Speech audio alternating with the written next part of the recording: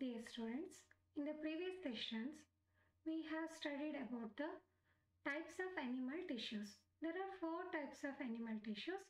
They are the epithelial tissues, connective tissues, muscular tissues, and then neural tissues are the nervous tissues. Among them, we studied the epithelial tissues. There are two types of epithelial tissues. One is the simple epithelial tissue and then second one is the compound epithelial tissue. Among them we studied the brief of the simple epithelial tissue. That is, there are three types in the simple epithelial tissues. They are the squamous epithelial tissue, cuboidal epithelial tissue and then columnar epithelial tissue. So previous session ಅಲ್ಲಿ ನಾವು simple epithelial tissues ಅಲ್ಲಿ 3 types ಅನ್ನು study ಮಾಡಿದ್ವಿ. ಒಂದು squamous epithelial tissue, second one the cuboidal epithelial tissue and then third one is the columnar epithelial tissue. And ನಾವು ಅದಷ್ಟೇ ಅಲ್ಲದೆ ಒಂದು modified simple epithelial tissue study ಮಾಡಿದ್ವಿ.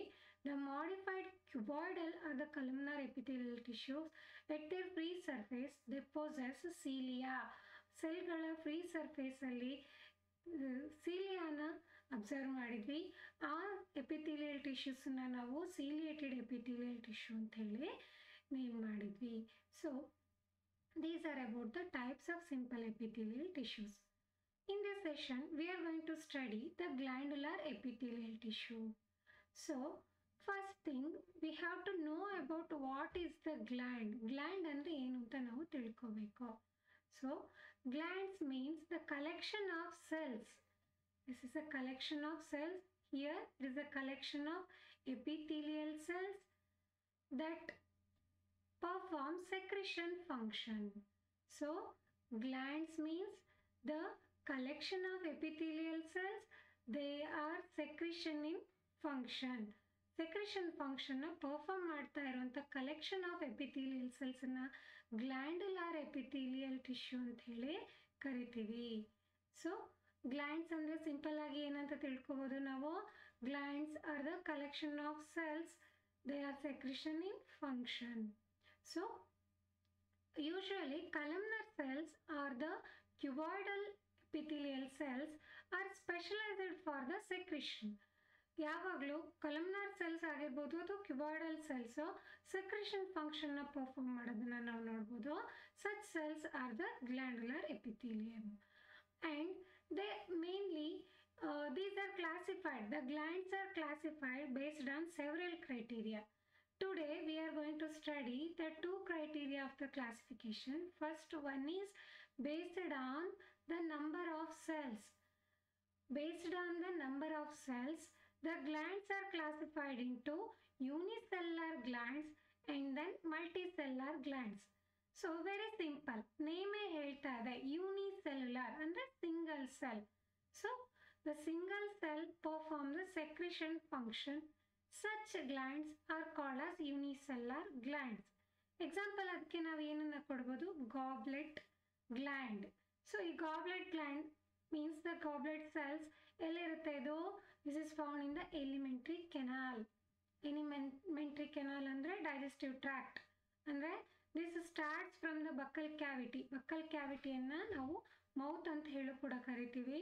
So starts from the buccal cavity and ends with the anus. So unicellular glands ಅಂದ್ರೆ ಏನಂತ ತಿಳ್ಕೊಂಡ್ವಿ ನಾವು. The single cell involved in the secretion or perform the secretion function. Such glands are called as unicellular glands. Example is a goblet gland that is found in the alimentary canal. So this is the goblet gland. So ನೋಡಿ, single cell involved in the secretion, secretory product. So single cell secretion ಫಂಕ್ಷನ್ನ perform ಮಾಡ್ತಾ ಇದೆ. So example ನಾವು goblet ಸೆಲ್ಲನ್ನು ಕೊಡ್ಬೋದು. This is example for the multicellular gland. Multicellular gland ಅಂದರೆ ಏನು? So single cell involve ಆದರೆ ಅದನ್ನು ಯುನಿಸೆಲ್ಲರ್ ಗ್ಲ್ಯಾಂಡ್ ಅಂತ ಹೇಳಿದ್ವಿ. So cluster of cells involve in the secretion function. So multicellular gland consist of cluster of cells. These cluster of cells involved in the secretion. Such glands are called as multicellular glands. Example is a salivary gland. Nodili, many number of cells. Each are the cells they involved in the secretion function. ಇಲ್ಲಿ salivary glands na example ಕೊಡಬಹುದು. So this is one of the criteria for the classification of the glands. So based on the number of cells in the glands are classified into two types. First one is a unicellular gland and second one is the multicellular glands. So next criteria of the classification of glands, that is mainly presence or the absence of the ducts in glands. Glands ಅಲ್ಲಿ ducts presence or the absence basis ಮೇಲೆ ಏನು ಮಾಡಲಾಗಿದೆ, glands ನ two types ಆಗಿ classify ಮಾಡಲಾಗಿದೆ. Duct ಅಂದ್ರೇನು? This is a tubular structure which is the passage. ಏನನ್ನ pass ಮಾಡುತ್ತೆ? ದ ಸೆಕ್ರೆಟರಿ ಪ್ರಾಡಕ್ಟನ್ನು ಪರ್ಟಿಕ್ಯುಲರ್ ಸ್ಪೆಸಿಫಿಕ್ ಆರ್ಗನ್ಗೆ ಅಥವಾ ಟಾರ್ಗೆಟ್ ಆರ್ಗನ್ಗೆ ಇದು ಏನು ಮಾಡುತ್ತೆ, ಟಾರ್ಗೆಟ್ ಆರ್ಗನ್ಸ್ಗೆ ಡಕ್ಟ್ಗಳ ಮೂಲಕ ಟ್ರಾನ್ಸ್ಪೋರ್ಟ್ ಮಾಡುತ್ತೆ. ಸಪೋಸ್ ಡಕ್ಟ್ ಇದ್ದರೆ ಆ ಗ್ಲ್ಯಾಂಡ್ ಅಂತ ಏನಂತ ಕರಿತೀವಿ? ಎಕ್ಸೋಕ್ರೈನ್ ಗ್ಲ್ಯಾಂಡ್ ಅಂತ ಕರಿತೀವಿ. Suppose there is no ducts in the gland, then they are called as endocrine glands.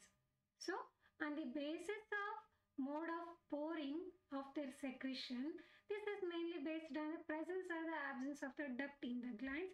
Glands are classified into two categories. First one is the exocrine gland and second one is the endocrine gland. Exocrine gland ಅಂದ್ರೇನು? So these possess the ducts. ಈ glands ಅಲ್ಲಿ ಏನಿರುತ್ತೆ? Ducts ಅಥವಾ tubelike structures ಇರುತ್ತೆ. So through this ducts the secretory product, secrete ಆಗಿರುವಂಥ, ಸ್ರವಿಕೆ ಆಗಿರುವಂಥ product transport ಆಗುತ್ತೆ. ಇಂತಹ ಗ್ಲ್ಯಾಂಡ್ಸನ್ನ ಏನಂತ ಕರಿತೀವಿ? ಎಕ್ಸೋಕ್ರೈನ್ ಗ್ಲ್ಯಾಂಡ್ ಅಂತ ಹೇಳಿ ಕರಿತೀವಿ. ಎಕ್ಸಾಂಪಲ್ ಯಾವ್ದಾವ್ದು ಕೊಡ್ಬೋದು? ಮ್ಯೂಕಸ್ ಗ್ಲ್ಯಾಂಡ್ ಕೊಡ್ಬೋದು, ಮ್ಯೂಕಸ್ನ ಸೆಕ್ರೀಟ್ ಮಾಡುತ್ತೆ. ಸಲೈವರಿ ಗ್ಲ್ಯಾಂಡ್ ಸಲೈವಾ ಸೆಕ್ರೀಟ್ ಮಾಡುತ್ತೆ. So then ear wax and milk gland that secretes the milk, digestive enzymes, these are the secretory products of the exocrine glands. And the endocrine glands, these are commonly called as ductless glands. ಈ ಗ್ಲ್ಯಾಂಡ್ಸ್ಗಳಲ್ಲಿ ನಾವು ಗ್ಲ್ಯಾಂಡ್ಸ್ಗಳಲ್ಲಿ duct ಇರೋದಿಲ್ಲ, ಹಾಗಾಗಿ ಇದನ್ನ ನಾವೇನಂತ ಕರಿತೀವಿ? Ductless glands ಅಂತ ಕರಿತೀವಿ. Endocrine glands are the ductless glands. So ಹಾಗಾದ್ರೆ ಸೆಕ್ರೆಟರಿ ಪ್ರಾಡಕ್ಟ್ ಹೇಗೆ ಟ್ರಾನ್ಸ್ಪೋರ್ಟ್ ಆಗುತ್ತೆ? So the secretory products are directly poured into blood stream.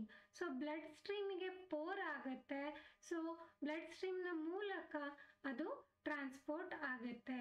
Example ನಾವು ಎಂಡೋಕ್ರೈನ್ ಗ್ಲ್ಯಾಂಡ್ಸ್, ಹಾರ್ಮೋನ್ನ ಸೆಕ್ರೆಟ್ ಮಾಡ್ತಾ ಇರುವಂಥ ಎಂಡೋಕ್ರೈನ್ ಗ್ಲ್ಯಾಂಡ್ಸ್ನ ಎಕ್ಸಾಂಪಲ್ ಕೊಡ್ಬೋದು. Example such as pituitary glands, then thyroid glands, pituitary glands and then thyroid glands etc. are the examples for the endocrine glands. Then these are about the glands. So based on the number of cells in the glands are classified into two types. They are the unicellular glands and then multicellular glands. And based on the presence or the absence of the ducts in the glands are categorized into two types. They are the exocrine glands. These possess the ducts and the secretory product transported through the ducts. And endocrine glands are commonly called as ductless glands. The secretory products are transported through the blood stream because the products are directly poured into the bloodstream. Through the bloodstream, the products will be transported. So these are about the types of the glands. Then we are going to study the compound epithelium. ಈಗಾಗಲೇ ನಾವು simple epithelium ಅನ್ನ study ಮಾಡಿದ್ವಿ. So simple epithelial tissue possess single layered cells. But compound epithelial tissue, they consist of more than one layer. Means many layers of cells are present. Many layered cells irutte. So more than one layer of cells are there. So these have limited role in the absorption and secretion. And main function, it is to provide the protection against the chemical and mechanical tissue. ಇದು ಆರ್ಗನ್ಸಿನ outer surface ಅಲ್ಲಿ lining ಅಲ್ಲಿ ಇರೋದ್ರಿಂದಾಗಿ ಏನ್ ಮಾಡುತ್ತೆ, internal ಆರ್ಗನ್ಸ್ಗೆ protect ಮಾಡುತ್ತೆ. ಯಾವ್ದ್ರಿಂದ ಪ್ರೊಟೆಕ್ಟ್ ಮಾಡುತ್ತೆ? ಕೆಮಿಕಲ್ ಮತ್ತೆ ಮೆಕ್ಯಾನಿಕಲ್ ಸ್ಟ್ರೆಸ್ಗಳಿಂದ ಇಂಟರ್ನಲ್ ಆರ್ಗನ್ಸನ್ನ ಅಥವಾ ಇಂಟರ್ನಲ್ ಸ್ಟ್ರಕ್ಚರ್ಸನ್ನ ಇದು ಕಾಂಪೌಂಡ್ ಎಪಿಥೆಲಿಯಲ್ ಟಿಶ್ಯೂ ಪ್ರೊಟೆಕ್ಟ್ ಮಾಡುತ್ತೆ. ಸೊ ಲೊಕೇಶನ್ ಎಲ್ಲೆಲ್ಲಿ ಕಂಡು ಬರುತ್ತೆ ಈ compound epithelial tissue? That is found in the dry surface of the skin. Dry surface of the skin ಅಂದರೆ ಕಾರ್ನಿಫೈಡ್ ಸ್ಕಿನ್ ಅಂತ ಹೇಳ್ಬೋದು. So then moist surface of the buccal cavity. So ನಾವೀಗಾಗಲೇ ಹೇಳಿದ್ವಿ buccal cavity ಅಂತ ಅಂದರೆ it is nothing but the oral cavity. ಮೌತನ್ನೇ ನಾವು buccal cavity ಅಂತ ಹೇಳಿ ಕರಿತೀವಿ, ಓರಲ್ ಕ್ಯಾವಿಟಿ ಅಂತ ಹೇಳಿ ಕೂಡ ಕರಿತೀವಿ. ಸೊ ಮೌತಲ್ಲಿ ಮಾಯ್ಸ್ಟ್ ಸರ್ಫೇಸಲ್ಲಿ ನಾವು ಏನನ್ನು ನೋಡ್ತಾ ಇದ್ದೀವಿ? ಕಾಂಪೌಂಡ್ ಎಪಿಥೆಲಿಯಲ್ ಟಿಶ್ಯೂಸನ್ನು ನೋಡ್ತಾ ಇದ್ದೀವಿ. And also found in the covering of the pharynx and internal lining of the duct. ಯಾವುದ್ರದ್ದು? ಸಲೈವರಿ ಗ್ಲ್ಯಾಂಡಿನ ಡಕ್ಟಲ್ಲಿ ನಾವು ನೋಡ್ತೀವಿ. ಹಾಗೆ ಪೆಂಕ್ರಿಯಾಟಿಕ್ ಡಕ್ಟಲ್ಲೂ ಕೂಡ ನಾವು ಇಂಟರ್ನಲ್ ಲೈನಿಂಗಲ್ಲಿ ಏನನ್ನು ನೋಡ್ತೀವಿ? ಕಾಂಪೌಂಡ್ ಎಪಿಥೆಲಿಯಲ್ ಟಿಶ್ಯೂಸ್ನ ನೋಡ್ತೀವಿ. So simple epithelial tissue that consists of single layered cell. This compound epithelial tissue consists of many layered cell. ನೋಡಿ, more than one layer of cells. So many layers, 3 to 4, 5, 6, like that. Many numbers of layers of the cells are present. So ನಾವು ಇದನ್ನ multi-layered cells ಅಂತ ನಾವು ಹೇಳಬಹುದು. There are two types of compound epithelial tissues. First one is the stratified epithelial tissues and then transitional epithelial tissues. Stratified epithelial tissues alli enagirutte? This compound epithelial tissue composed of many layers of cells. Many layered cells anna hondirutte. Strata means the layer. Strata andre common meaning enu? Layered. So ಅಂದರೆ ಇಲ್ಲಿ many layers of cells ಕಂಡು ಬರೋದ್ರಿಂದ ಈ compound epithelial ಟಿಶ್ಯೂನ stratified epithelial tissue ಅಂತ ಹೇಳಿ ಕರಿತೀವಿ. ಇನ್ನೊಂದು ಟೈಪ್ ಯಾವುದು? Transitional epithelial tissues. ಸೊ ಇಲ್ಲಿ ಏನಾಗಿರುತ್ತೆ? In this compound epithelial tissues they have lesser number of layers. So ಎಷ್ಟಿರುತ್ತೆ ಲೇಯರು? 3 to 4 ಲೇಯರ್ಸ್ ಮಾತ್ರ ಕಂಡು ಬರುತ್ತೆ. So this is about the transitional epithelial tissues. So this is about the compound epithelial tissues. Now compound epithelial tissues inna ಕೆಲವೊಂದು characters na study ಮಾಡಿದ್ವಿ. Then types of compound epithelial tissues na ನೋಡಿದ್ವಿ. ಅದರಲ್ಲಿ 2 types na ನೋಡಿದ್ವಿ. ಒಂದು stratified epithelial tissues and then transitional epithelial tissues. Stratified epithelial tissue composed of many layers of cells. In the transitional epithelial tissues possess lesser number of layers, that is 3 to 4 layers of cells. Then cell junction. This is one of the important aspect. So cell junction.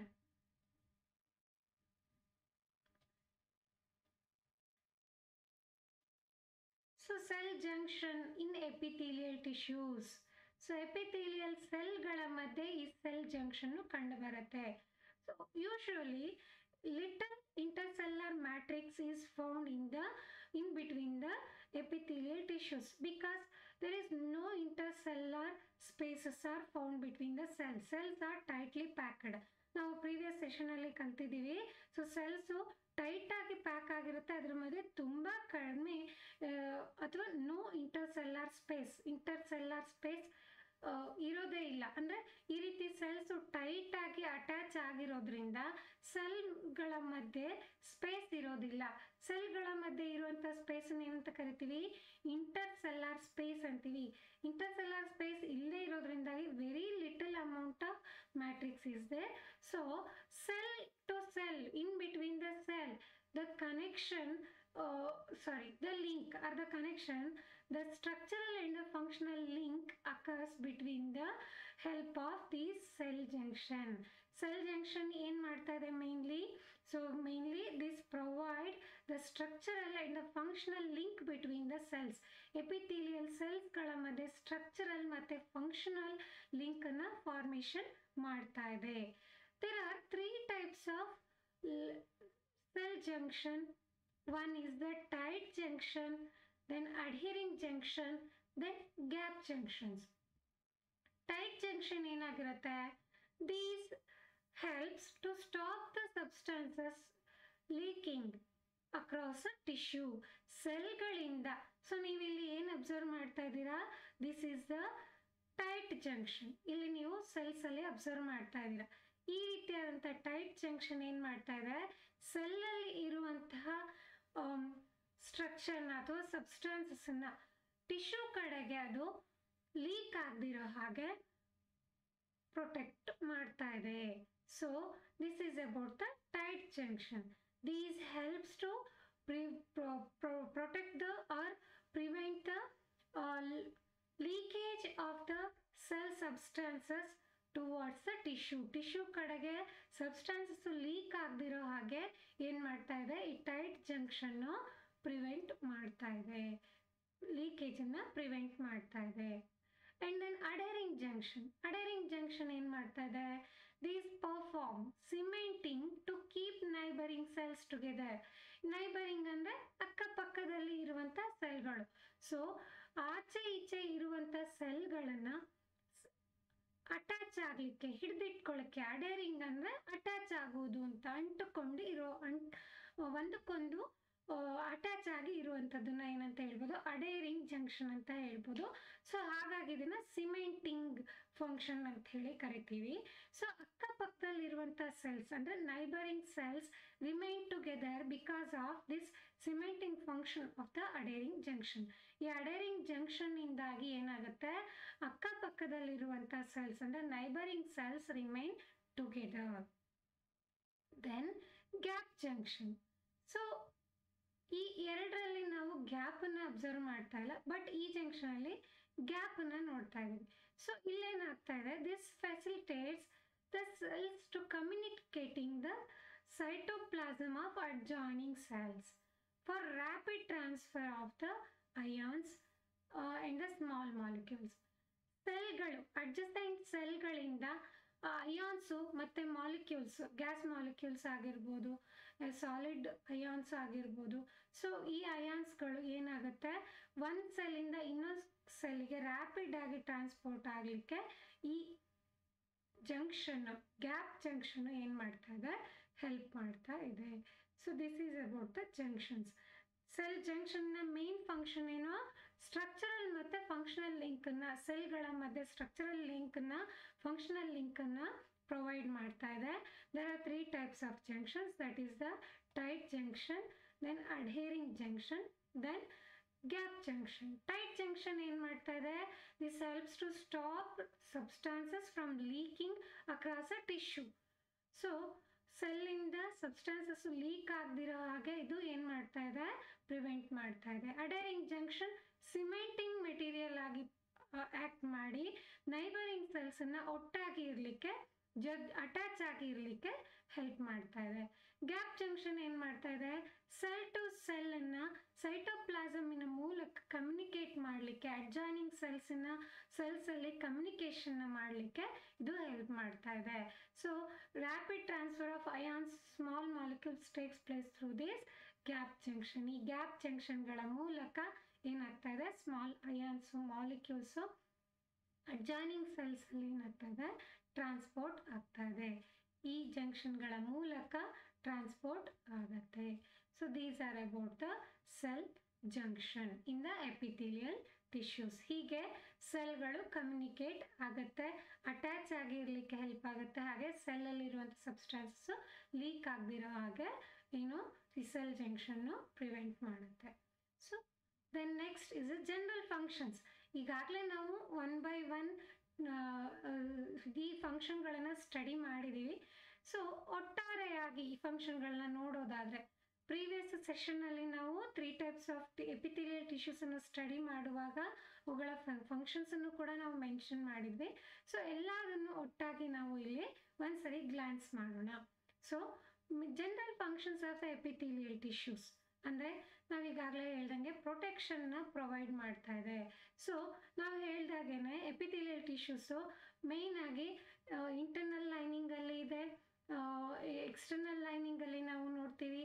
And then ಹಾಗಾಗಿ ಇದು epithelial tissues ಸ್ಕಿನ್ನಲ್ಲಿ ಇರ್ಬೋದು ಅಥವಾ ಟ್ರೇಕಿಯಾದಲ್ಲಿ ಇರ್ಬೋದು, ಅದರ ಒಳಗಡೆ ಇರುವಂಥ ಟಿಶ್ಯೂಸನ್ನ mechanical injury ಮತ್ತು ಹಾರ್ಮ್ಫುಲ್ ಕೆಮಿಕಲ್ ಸಬ್ಸ್ಟಾನ್ಸಿಂದ ಏನು ಮಾಡುತ್ತೆ, ಪ್ರೊಟೆಕ್ಟ್ ಮಾಡುತ್ತೆ. ಜೊತೆಗೆ ಇನ್ವೇಡ್ ಅಂದರೆ entering bacteria inner to the body.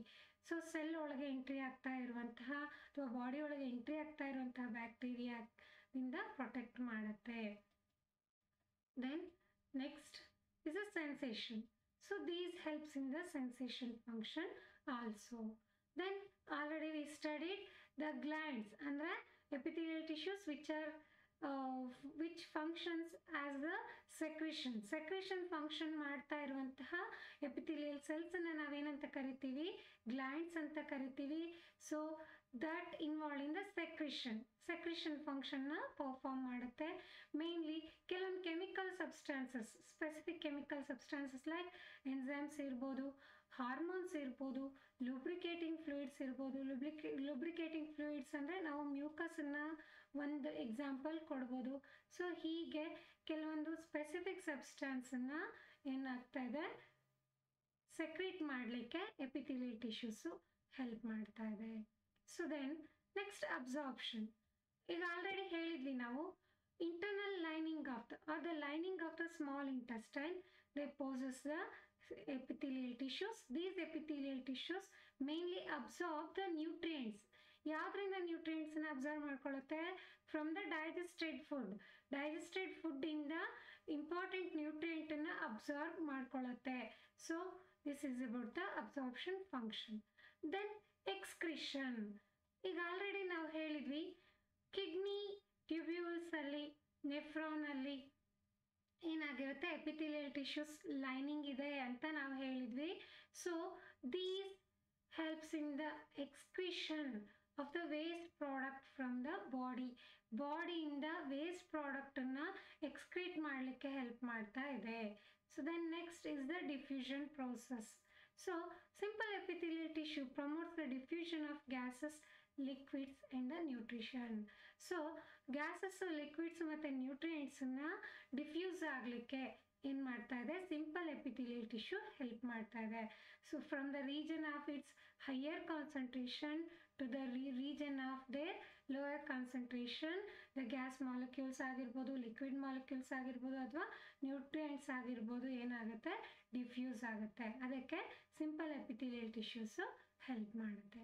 So these are the few general functions of the epithelial tissues. Then next we are going to study the connective tissues. So connective tissues ನೇಮೇ ಹೇಳ್ತಾ ಇದೆ. ಯಾಕೆ connective tissue ಅಂತ ಹೇಳ್ತಾ ಇರೋದು? Mainly their function, special function of linking ಅಂದರೆ connect ಮಾಡುವಂಥದ್ದು. The linking and supporting other tissues or the organs of the body. So ನಾವು ಎಪಿಥೆಲಿಯಲ್ ಟಿಶ್ಯೂಸ್ ಅಂತ ಹೇಳಿದ್ವಿ. ಎಪಿಥೆಲಿಯಲ್ ಟಿಶ್ಯೂ ಏನಾಗಿರುತ್ತೆ, ಇದರ ಬೇಸ್ಮೆಂಟ್ ಮೆಂಬ್ರೇನ್ ಮೇಲೆ ಏನಾಗಿರುತ್ತೆ, ಅಟ್ಯಾಚ್ ಆಗಿರುತ್ತೆ ಅಂತ ಹೇಳಿದ್ವಿ. So the epithelial tissues these are attached on the basement membrane ಅಂತ ಹೇಳಿ ಪ್ರೀವಿಯಸ್ ಕ್ಲಾಸಲ್ಲಿ ಸ್ಟಡಿ ಮಾಡಿದ್ವಿ. Below this basement membrane there is a connective tissue. This connects this epithelial tissues to the other tissues. ಇಲ್ಲಿ connective tissue ಒಳಗಡೆ ಇರುವಂಥ ಬೇರೆ ಟಿಶ್ಯೂಸಿಗೆ ಅಥವಾ ಆರ್ಗನ್ಸಿಗೆ ಏನು ಮಾಡ್ತಾ ಇದೆ, ಲಿಂಕ್ ಮಾಡ್ತಾ ಇದೆ. ಹಾಗಾಗಿ ಈ ಟಿಶ್ಯೂನ ಏನಂತ ಕರಿತೀವಿ, ಕನೆಕ್ಟಿವ್ ಟಿಶ್ಯೂ ಅಂತ ಹೇಳಿ ಕರಿತೀವಿ. So the connective tissues R named like this. ಯಾಕಾಗಿ ಈ ಟಿಶ್ಯೂಸನ್ನ ಕನೆಕ್ಟಿವ್ ಟಿಶ್ಯೂಸ್ ಅಂತ ಕರೆಯೋದು ಅಂತ ಅಂದರೆ, ಅದರ ಸ್ಪೆಷಲ್ ಫಂಕ್ಷನ್ ಏನು ಮಾಡ್ತಾ ಇದೆ, these linking and supporting the other tissues or the organs of the ಬಾಡಿಯಲ್ಲಿರುವಂಥ ಬೇರೆ ಬೇರೆ ಆರ್ಗನ್ಸನ್ನು, ಟಿಶ್ಯೂಸನ್ನು ಲಿಂಕ್ ಮಾಡೋದ್ರ ಜೊತೆಗೆ ಸಪೋರ್ಟ್ ಕೂಡ ಮಾಡ್ತಾ ಇದೆ. ಸೊ ಹಾಗಾಗಿ ಇದನ್ನ ಏನಂತ ಕರಿತೀವಿ, ಕನೆಕ್ಟಿವ್ ಟಿಶ್ಯೂಸ್ ಅಂತ ಕರಿತೀವಿ. ಸೊ ಸಾಫ್ಟ್ ಕನೆಕ್ಟಿವ್ ಟಿಶ್ಯೂಸ್ ಕೂಡ ನಾವು ಅಬ್ಸರ್ವ್ ಮಾಡ್ತೀವಿ, ಸ್ಪೆಷಲೈಸ್ಡ್ ಕನೆಕ್ಟಿವ್ ಟಿಶ್ಯೂಸ್ ಕೂಡ ನಾವು ಸ್ಟಡಿ ಮಾಡ್ತೀವಿ. There are three types of connective tissues. They are the loose connective tissue, dense connective tissue, and then specialized connective tissues. So, one by one, we are going to study these three types of connective tissues. There are three types of connective tissues. They are the loose connective tissues, dense connective tissues, and then specialized connective tissues. So, loose connective tissue. ಯಾಕಾಗಿ ಹೀಗೆ ಕರಿತಾ ಇದ್ದೀವಿ? Here, the tissue has loosely arranged. So tissues ಅಲ್ಲಿ cells ಮತ್ತೆ fibres ಇರುತ್ತೆ. ಈ cells fibres ಅಥವಾ ಬೇರೆ ಕಾಂಪೊನೆಂಟ್ಗಳು ಸೆಮಿ ಸಾಲಿಡ್ ಗ್ರೌಂಡ್ ಸಬ್ಸ್ಟಾನ್ಸ್ ಅಲ್ಲಿ ಲೂಸ್ ಆಗಿ ಅರೇಂಜ್ ಆಗಿರುತ್ತೆ. They are not tightly packed. These are arranged loosely in a matrix. Matrix ಅನ್ನ ಏನಂತ ಹೇಳ್ತೀವಿ?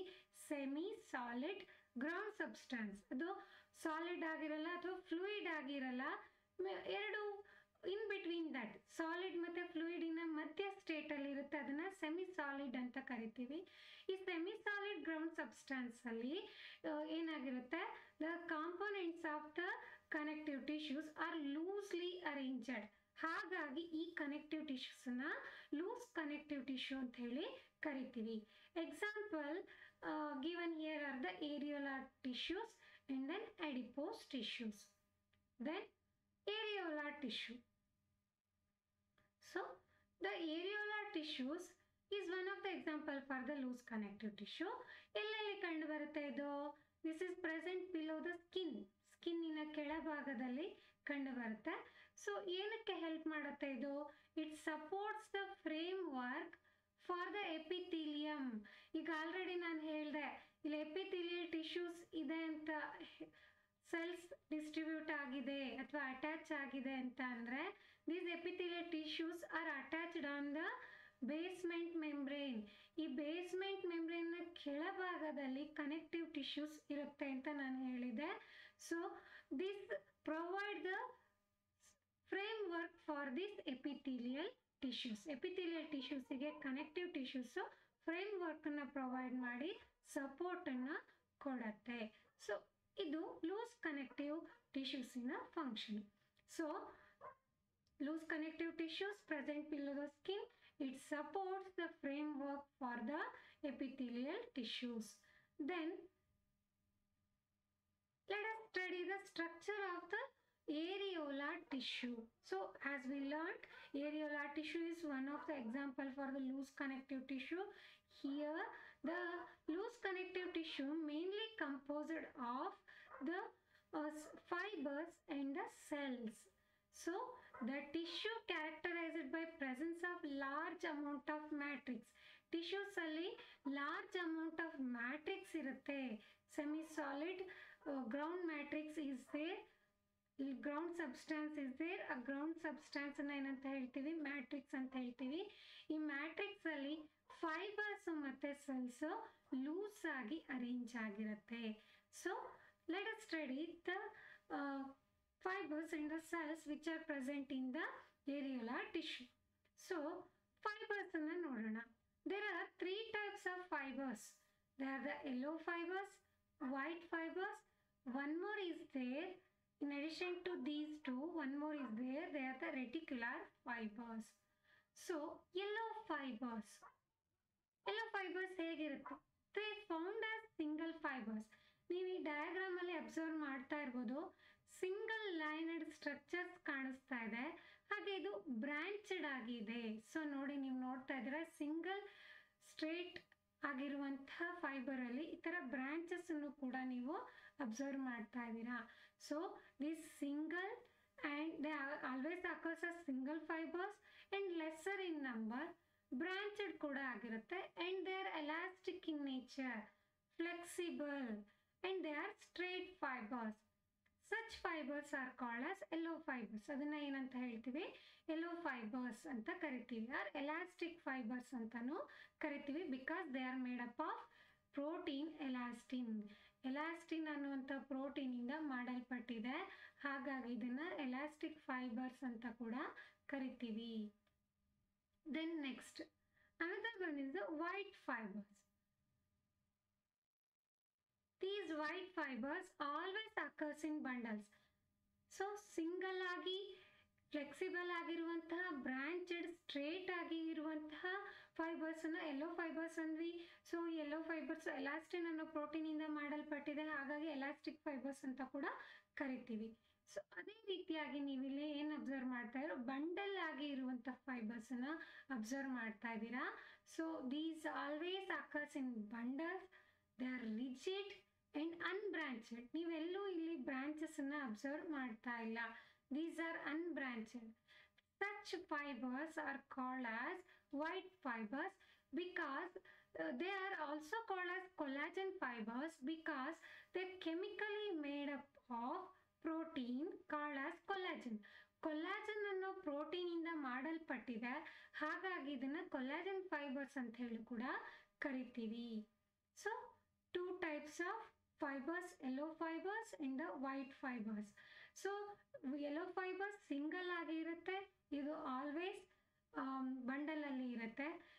Yellow fibres are branched, these are unbranched, these are straight and these are wavy. ಈ ತರ wavy ಆಗಿ ಕಂಡು ಬರ್ತಾ ಇದೆ. Then they are made up of protein called collagen, these are rigid. So these are elastin, made up of the protein elastin and flexible in nature.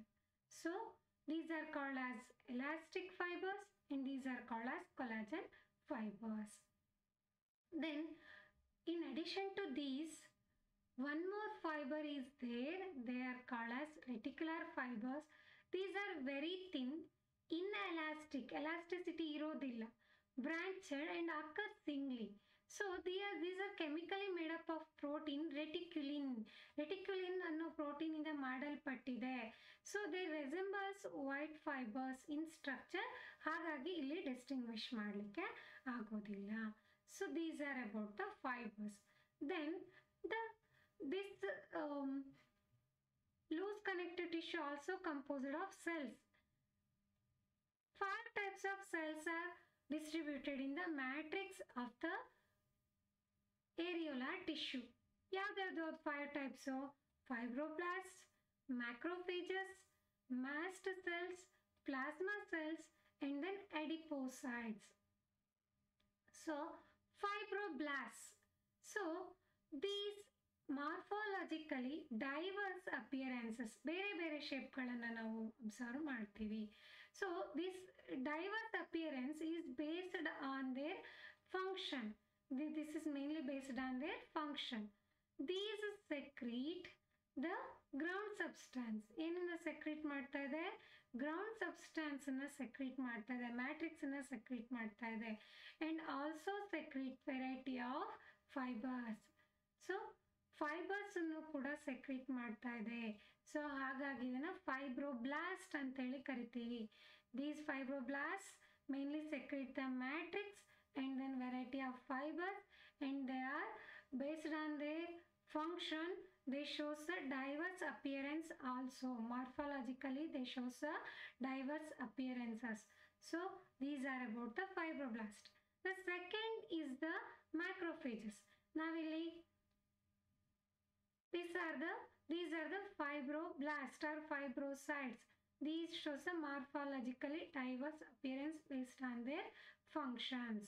So macrophages, these macro ಅಂತ ಅಂದ್ರೆ cell ಅಂತ ಹೇಳ್ತೀವಿ. So larger ಅಂತ ಹೇಳ್ತೀವಿ, larger in size.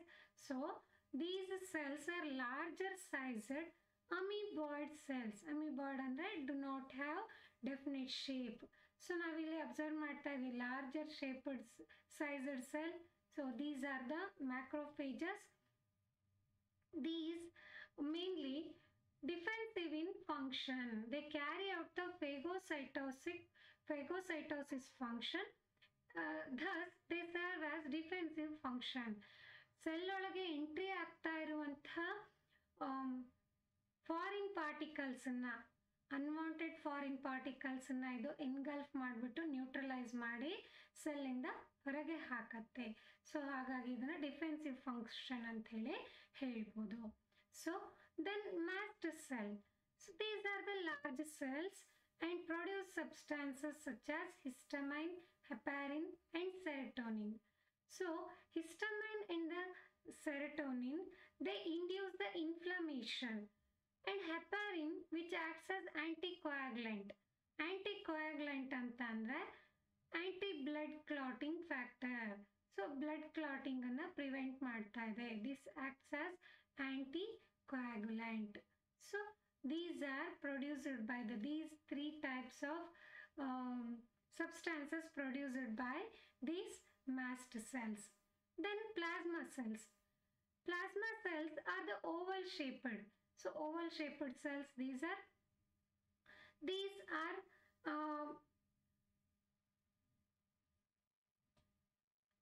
mainly smaller than the macrophages. Macrophages ಗಿಂತ smaller ಆಗಿರುತ್ತೆ, ಹಾಗೆ antibodies ಅನ್ನ ಪ್ರೊಡ್ಯೂಸ್ ಮಾಡುತ್ತೆ. ಸೊ ಇದು ಕೂಡ ಇಮ್ಯುನಿಟಿ ಫಂಕ್ಷನ್ ಅಲ್ಲಿ, ಡಿಫೆನ್ಸಿವ್ ಫಂಕ್ಷನ್ ಅಲ್ಲಿ ಮೇನ್ ರೋಲ್ ಅನ್ನ ಪರ್ಫಾರ್ಮ್ ಮಾಡುತ್ತೆ. So then adipocytes, these are simply called as fat cells also. So ಹೇಗಿರುತ್ತೆ shape? Yes, these are the larger cells. They possess the large lipid droplet. ಇಲ್ಲಿ ನೀವು ನೋಡ್ತಾ ಇದ್ದೀರಾ. So large lipid droplet, spherical shaped cell. This spherical shaped cell consists of nucleus at their peripheral region, and they possess the large lipid droplet. So this stores the fat. So large lipid droplet iddu alla droplet alli fat anna store ಮಾಡುತ್ತೆ, ಹಾಗಾಗಿ ಇದನ್ನ fat cell ಅಂತ ಕೂಡ ಹೇಳ್ತೀವಿ. So these are about the 5 types of cells. ಯಾವ್ದಾದ್ರು 5 types of cells? First one is the fibroblast. So fibroblast, second one is the macrophages, and then fibroblast secretes the matrix and the several variety of the fibers. Macrophages carry out the phagocytosis function, and then third one is the mast cell. Mast cell that secretes the 3 types of substances. They are the histamine, heparin, and then serotonin. Then next one is the plasma cells. These plasma cells are spherical in shape and smaller than the macrophages. They produce the antibodies. And then last one is the adipocytes, are the adipose cells. They are also called as fat cells. These fat cells are larger in size, and these composed of large lipid droplet. Within that they stores the fat and the nuclei present towards the periphery. So these are about the 5 types of cells in the loose connective tissues. So this areolar tissue is one of the important aspect for the examination. Draw neat label diagram of areolar tissue and explain anteli question na kelbodu. So areolar tissue, one of the loose connective tissue present below the skin which supports the epithelium.